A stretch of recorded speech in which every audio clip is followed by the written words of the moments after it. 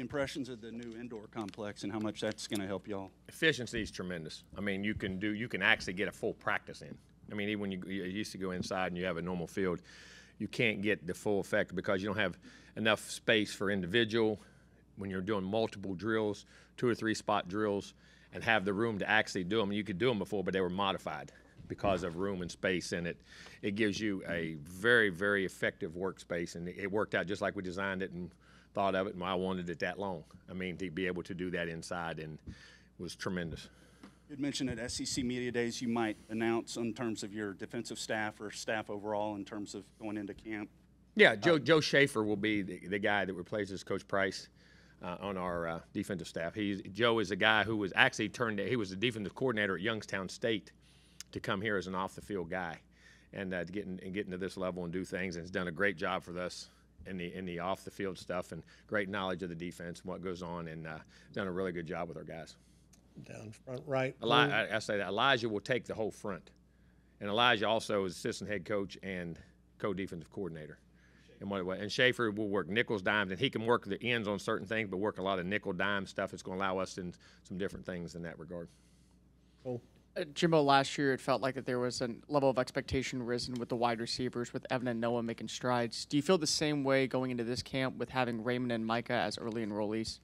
Well, yeah, I mean, but I've been, so far, I'll be honest with you, I've been pleased for the most part of our receivers in the first 4 or 5 days of camp. The experience is showing, and their knowledge, the older guys, Nice, I think, is having a really good camp. That Moose is doing a really good job. And the young guys, you can see a big difference in Noah, Evan, and those guys from a educational standpoint of how to run routes, how to do things, reading coverages, and because the older guys are doing it, and those guys have been very productive. They've done a really good job of developing and Tees and Cottrell and those guys coming in. Jade, I've been extremely happy with his progress and what he's done. He's brought a lot of life and juice and ability to that position. And then just quick follow-up, how do you feel about the tight end position with Jake and Donovan? Good. I mean, Jake is really developing well. Donovan he got banged up at the end of spring, is coming off that injury very well. Theo has really developed. Max, of course, Max is steady Ed, does everything right, does all those things. Guards has been very productive, and Jaden Platt's going to be a really good player. Really like Jaden's ability to do things as they keep growing, but I think has a chance to be a really good player. Second row on the right, Christy. What are the qualities that Bobby Petrino has that made you want him on your staff, and how do you think he will help your team this year? We've been very productive as a head coach, as an offensive coordinator, and also philosophically, a lot of the things he believes and how he looks at the game and the way we did. Like I said, we've known each other a long time. And studied each other's film a long time. Scheme, schematics, run game, and he has balance. It's not just all throw, it's not just all pass. It's a balanced attack that attacks and can use different weapons and has done it in times. He's had great tight ends, he had great backs, very similar in philosophical nature, and a very proven guy who has a great mind for the game and does a great job teaching and getting great production. I've always had a lot of respect for him, and we've been known each other for a long time. Down front, Travis. 2 questions. First, when did you know Jalen Preston wasn't going to be with the squad this year? In the summer. And then I know there's a lot of conversation around the country about college athletes and sports gambling. What is some of the approaches y'all are taking to educate? We just brought in a speaker last night to educate them on how you can get sucked into it, how people can do, and the social media. How they're marked guys. People know who they are. Exposing guys, putting guys in compromising positions to get control of them, to do things. And also, you got to remember, a lot of their guys got to remember, you can't, we in gambling, with all the sports fantasy leagues and all that stuff, these kids can do those things in high school. They've done them their whole life, and they have an app on their phone. The accessibility to gambling is a very scary thing because it becomes addicting, it becomes competitive, and they don't think it's a big deal because I'm gambling on this, I'm gambling on that, and the things that goes on, and we suck them in as a society, and then how they can use it, and then they can get exposed because of, I know they use the social media world because everyone knows where they're at, what they're doing, because they're telling everybody.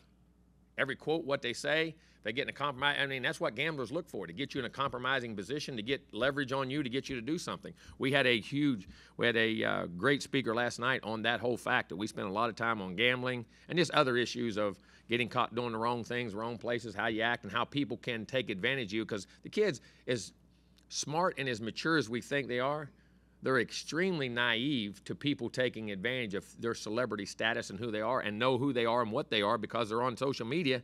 So every mark of every day, they're not hard to find, and set those things up on kids. And kids are very vulnerable right now. We had a huge speaker on that last night, and brought up the exact same topic. Went for an hour and a half last night. It was a great session. Kids were asking questions, doing everything. So we're trying to be preventive and try to stop them from getting in compromising positions. You know what I mean? And if that ever happens, you got to come tell somebody. Second row left, Olin, and then to the right, David. I got a couple things, Jimbo. First of all, what are some of the things that you can do differently in practice this year, or where you can do you put some of extra time at some places that maybe in the past? Going to practice what the drills you do, the things you do, how you incorporate team drills, how you incorporate individual drills, and you're able to bounce a lot more. I mean, whether you're on the offensive field, defensive field at different sections, special, which I'm always a specialty, which I've always been, and all the meetings, which I'm always have been, offense, defense, special teams. So, I mean, just your emphasis and your time constraint, knowing that if you leave over here, that's going to be taken care of, and you can work back in different areas and spend time on areas of need. That's just what you see on film. It's why we watch film together every day, and there's some emphasis there. And when the head coach is at a drill and there's a part that needs emphasized, that says that's very important. So sometimes that even gives kids greater urgency to execute and do the things you got to do. So you're able to communicate with a lot greater group of guys. And I wanted to just ask you, looking back at last year, did you play more freshmen than you wanted to, or were you playing so many freshmen because you needed to? It's a compromise. Some they were the best athletes. Some it was you had injuries and you had to. And then, like you say, it's like Connor. You bring Connor in a situation when he's ready for a situation. You want to bring all freshmen when they're ready, because what you never want to destroy in an athlete's confidence. You never want to put him in a compromising position. You say, well, he's got ability, but is he ready to play? And just because he's athletic doesn't mean he can play well. Just because he plays well doesn't mean he can play winning football. There's a difference. And you want to put those guys at those points when you feel they're ready, and watch them by the consistency in which they play. Just because a guy does something, goes back to that philosophy. You don't practice it till you do it right. You practice till you can't do it wrong. And there's guys who can make plays. There's guys on the street that can make plays. But how many times in a row can they do it? Can they do it when they're tired? Can they do it in the fourth quarter? Can they do it in the biggest moments? Can they do it and understand that the momentum changes in the game, and where you have to really execute on every – you want to execute on every job, but understanding how to change the momentum of games. And so when you put a freshman in, has nothing to do with his ability. But no, if you're forced to, you're forced to. If you want to put them where you think they can handle the situation, because when they fail, it ain't failing like it used to be 30 years ago. They get destroyed. They get destroyed by y'all. They get destroyed by social media. They get destroyed by the fans. And whether you think that affects them or not, it does. It drastically does. And what they read about themselves, because that's their world today. So you can destroy a young player much faster than you can make him, and you got to be very careful. So you're talking about playing freshmen. You want to play them when you think they're ready to handle what you're asking them to handle. That still allows you to win the game. Second row right, David, and then to the left, Carter. Jimbo, anything stand out about the linebackers in particular so far? Yeah, I'm very pleased. The downhill progression, the way they're fitting the runs, the aggression, the consistency in which they're playing with, the angles in which they're taking, and how they're fitting things. I've really been impressed. They've done a really good job. On Friday, there were a lot of moving parts in college football conference realignment. Can you just give us your thoughts on the direction it's going? It's inevitable. I mean, what thoughts? You tell me your thoughts. Nobody likes it because it's too strung out. I mean, like you say, like I heard an argument today saying, how about the kids? How about the travel? How about the volleyball team, the baseball team, the soccer team, the gymnastics team, the travel? I mean, you're talking about 3,000 miles in that league, and others it's still significant. That's one of the things about the SEC I like. We're still within our footprint, which I think makes it a lot easier on the kids. But in hindsight, I'm not saying I like it either, but I understand the administrative point of it, that if you get left out of it, from a financial standpoint, you can become insignificant. I get both worlds of it, and that's you got to be careful what you create as the monster you create in college athletics. And like I say, I think, is it a perfect world? No, but it's inevitable. Change is inevitable. It's going to keep happening. So, hey, we got to lock in. I'm going to coach football. I mean, at the end of the day, it's what you can do. And there's a lot of things that are bad about it, but I also see the other point. If you're an administrator and you're left out of one of those conferences, what do? Where does athletics and people don't know, well, what's athletics to a school? The growth of a school? Athletics is huge. The branding, the marketing, look at numbers when you have good years and things in your athletic departments, the number of applicants to your schools. I mean, it is a significant part of every university. And unfortunately, we're in a time now that everybody's fighting over the dollar. Third row left, Carter, and then Christie. Jimbo, what do you think will be the biggest difference between DJ Durkin's defense last year and this year as far as players being more comfortable Well, I think one, they'll know the calls better, they're the experience, and I think our health and leadership. I mean, keeping McKinley and keeping guys like McKinley and Isaiah and Shamar Turner and Shamar Stewart and LT and Diggs and keeping those guys healthy. I mean, you lost some of those guys. The linebackers healthy, the secondary is healthy. Keeping healthy guys that having experience that have played a lot and understanding how to play that way and do things, and also the familiarity of how he coaches, how he teaches, and the things in which we want. I mean, and what we do. And I think it'll make a significant difference. That's what the plan is. Second row right, Christy.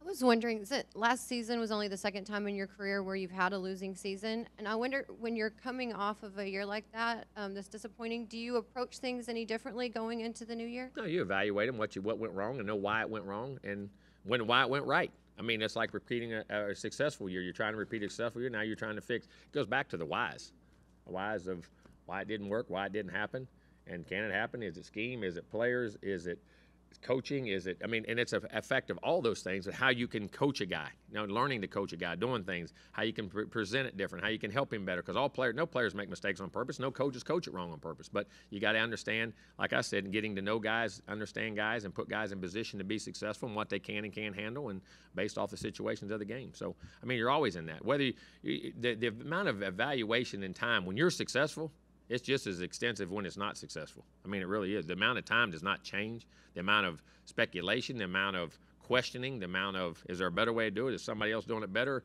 Are we doing it the right way? How we teach it? I mean, people act like that is a very intricate and long-standing thing that goes on for whole offseason, 6-7 months at a time, all the time. As a quick follow-up, when you talk about the whys, can you boil down the why? I can, yeah, and I'm not going to say them, but at the same time, we know why we think it is, and that's the key to anything. Even if you have success, I mean, it's like I tell kids sometimes when they have success and they make a good play, and you say, and they'll say, well, man, sometimes they can't tell you why it happened. It's also important to educate them then so they can repeat it, because sports is a game of repetition. It's not a game of ability. It's a game of ability based on how many times you can repeat something correctly, and that's getting guys to understand why they do it right and why they do it wrong.